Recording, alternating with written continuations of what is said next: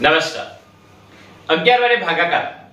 11 વડે ભાગાકારમાં આપણે ગઈકાલે જોયા હતા કે જ્યારે રકમનો બાદબાકી એ 9 કરતા ઓછી હોય, 9 અથવા 9 કરતા ઓછી હોય એવા દાખલા જોઈએ. આપણે આજે જોઈએ 3 6 5 9 4 ડિવાઇડ બાય 11.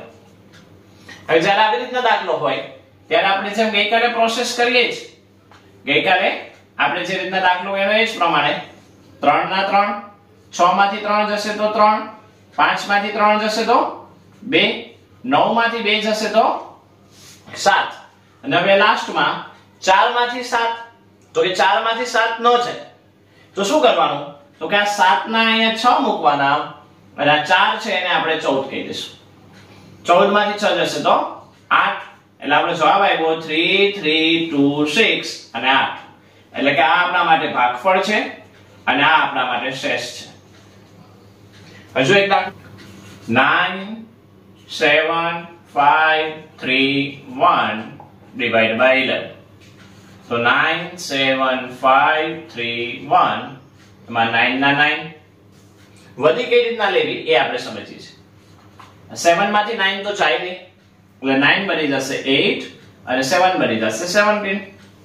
17 માંથી 8 જશે તો 9.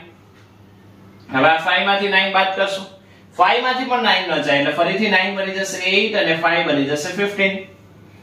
15 માંથી 8 જાય તો 7.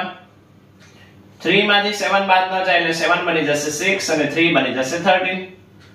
13 માંથી 6 જશે તો 7. 13 માંથી 6 જાય તો 7. 7 હવે 1 માંથી 6 ના જાય એટલે 7 બની ગયા 6 અને 1 બની ગયા 11. 11 માંથી 6 જશે તો ફાઇનલી આપણને મળશે 5. એટલે આ આપણા માટે ભાગફળ અને આ આપણા માટે શેષ.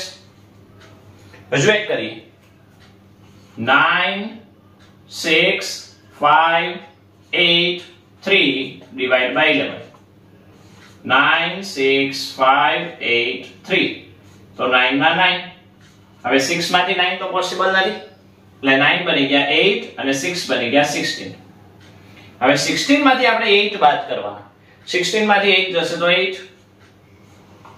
હવે 5 માંથી 8 બાદ કરશો તો 5 માંથી 8 ન જાય તો 8 બની ગયા 7 અને 5 બની ગયા 15. 15 માંથી 7 જશે તો આવશે 8.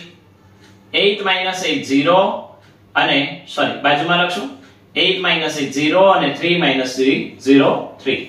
એટલે આપણો ફાઇનલ આન્સર આવશે 8780 અને શેષ આવશે 3.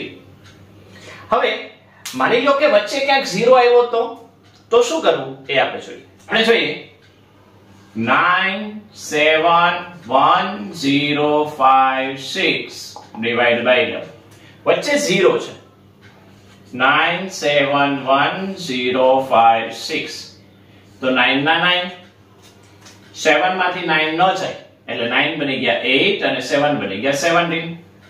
17 માંથી 8 ન જાય તો ફરીથી 9. આ 1 માંથી 9 બાદ કરશું, 9 ન જાય એટલે 8 અને અહીંયા આવી ગયા 11. 11 માંથી 8 જશે તો 3. હવે આ 0 માંથી 3 ન જાય તો 3 બની ગયા 2 અને 0 બની ગયા 10. 10 માંથી 2 જાય તો 8. 5 માંથી 8 ન જાય તો 7 અને 5 બની ગયા 15. 15 માંથી 7 ન જાય તો ફરીથી 8. 6 માંથી 8 ન જાય તો અહીંયા 7 અને અહીંયા 16. 16 માંથી 7 જશે તો અહીંયા આપણને મળશે 9. એટલે કે જો અહીંયા 0 વચ્ચે આવે તો જેમ 1 નું 11 થયું, 5 નું 15 થયું તો 0 નું 10 થાય અને એ પ્રમાણે આપણે બાદબાકી કરવાની થાય. તો આવી રીતના આપણને 88277 આપણું ભાગફળ અને 9 જે અહીંયા છે એ શેષ મળે. શેષ છે એ વધુમાં વધુ 10 હશે કારણ કે 11 વડે ભાગાકાર છે તો વધુમાં વધુ શેષ આપણને 10 મળી શકે. તો આવી રીતના 11 વડે ભાગાકાર જે છે એ આપણે કરી શકીએ. નમસ્કાર.